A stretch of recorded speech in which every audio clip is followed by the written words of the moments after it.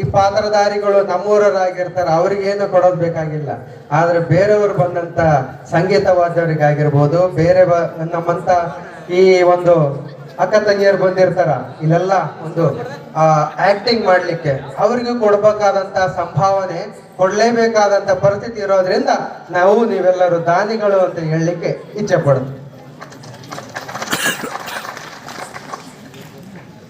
ಈ ಸುಂದರ ಸಾಮಾಜಿಕ ನಾಟಕದ ಹೆಸರು ಕಲಿಯುಗದಲ್ಲಿ ಗರ್ಜಿಸಿದ ಕರ್ಣಾರ್ಜುನರು, ಅರ್ಥಾತ್ ಒಡ ಹುಟ್ಟಿದವರು. ಅರ್ಜುನನ ಬಗ್ಗೆ ಕೃಷ್ಣನೇ ಅವತ್ತು ಕುರುಕ್ಷೇತ್ರ ನಡಿಬೇಕಾದ್ರೆ ಹೇಳಿದ್ದ ಮಾತು ಏನಂತ ಹೇಳಿದ್ದ?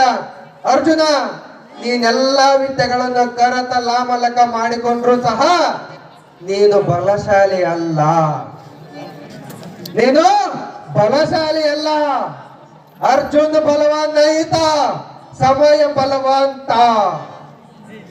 ಅರ್ಜುನ ಯಾವತ್ತಿಗೂ ಬಲಶಾಲಿ ಅಲ್ಲ, ಪ್ರತಿಯೊಬ್ಬರಿಗೂ ಕೂಡ ಸಮಯನೇ ಬಲಶಾಲಿ.